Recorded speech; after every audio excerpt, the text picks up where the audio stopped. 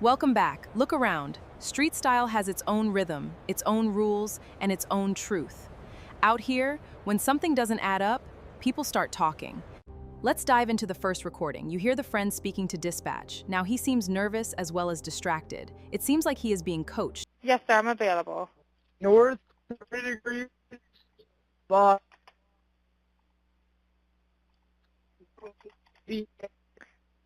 4672.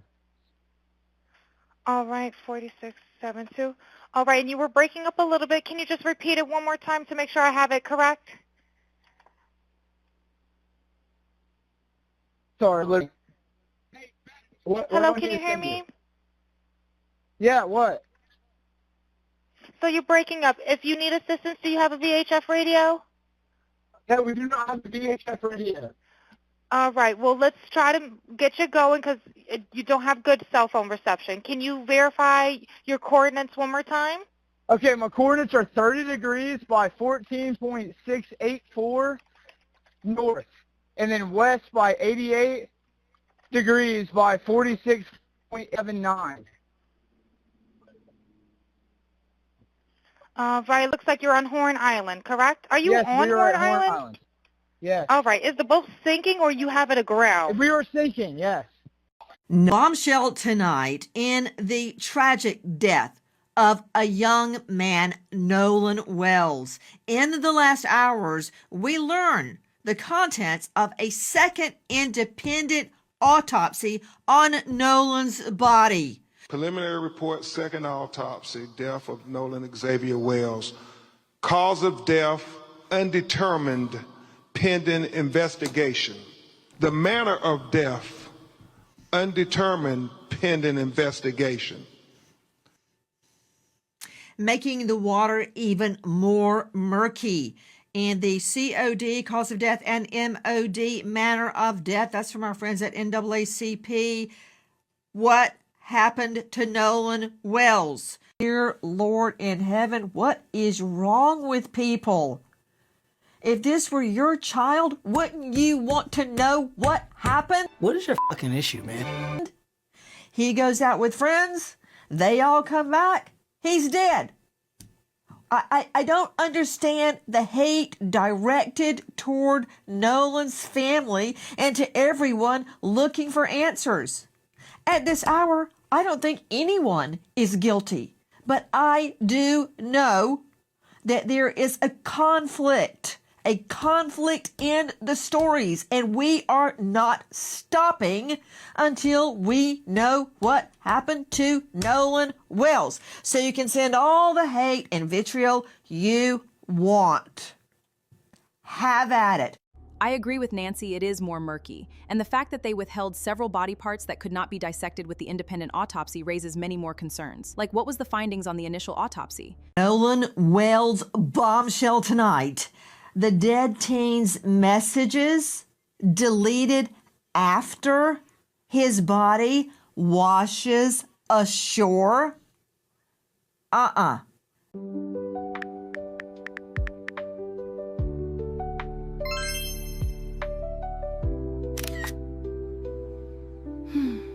Caitlin, now allegations have reared their ugly head that his phone has been tampered with and items have been deleted. Explain. They had his phone.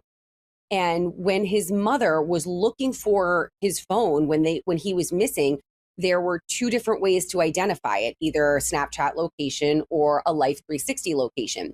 They showed different locations, which is very possible because one updates automatically, the other only updates when you open the app. But when she finally tracked it down, she says there was nothing on it from that day. Life 360 tracks in real time. It uses satellites and cell towers, plus Wi-Fi and cellular data, to keep your family safe. When Life 360 freezes, if the phone loses cell service or is placed in airplane mode, or dies, Life 360 stops updating and shows the last known location with a timestamp. Signal they're reaching, the coverage, I mean, as you know, you can have a group of people together, which means they're going to take up more bandwidth, and that's going to cause signal interruption. I think it'd be premature for anyone to try to interpret the data without an accurate digital download being conducted on the phone. Oh, okay. I'm sure Life 360 and the iPhone industry is going to call you on that. I'm really surprised at this juncture, Mobley, that you'll actually argue with digital forensic evidence. But okay, who should I believe? You or the phone, the Life 360 and the iPhone tracker? I want to be clear. That's But not, that you don't said, the have reason I digital forensic asked you, evidence. oh, I'm hearing something, and it's you. Mobley, if you have teens, okay, you should know about Snapchat. Okay, at the supper table, the children go, "Did you see so and so?" I'm like, "No, I didn't." And they go, "Oh, here's a snap."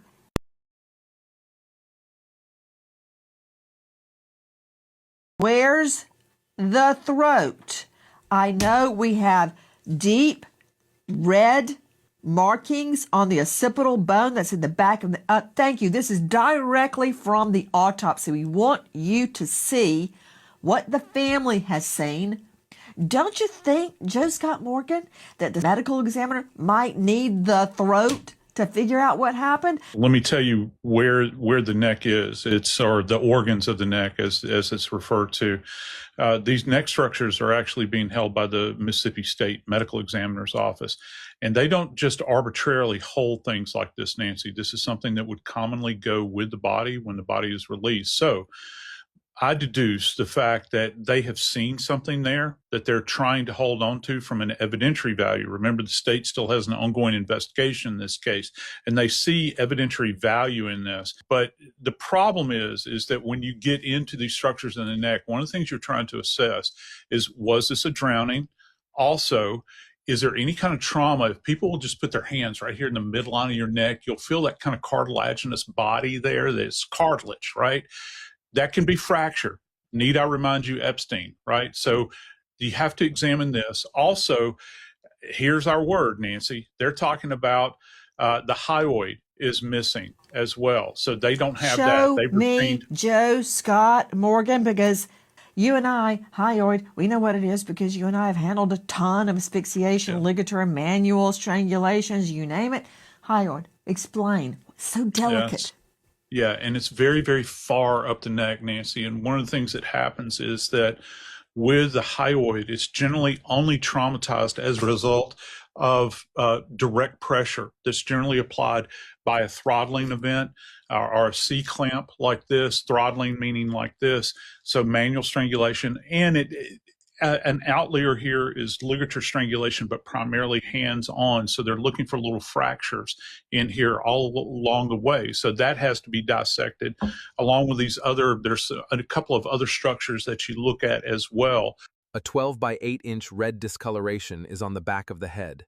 That size covers almost the entire posterior scalp. It extends down into the nape of the neck. You're saying the park ranger found him. That leads me to believe there were no friends. There was no newly met girlfriend. So am I left to believe that he goes out swimming all on his own and the friend girl leaves, the mates from school leave, everybody just leaves him out in the water and he dies and then just conveniently washes ashore? Somebody just left him out in the water? Does that make sense to you? I don't believe none of the stories that have been told. Something is not adding up. And if all the initial findings along with photos can be sent to the second medical examiner, all the back and forth can be put to rest. Thank you for watching. Like, comment, share, subscribe.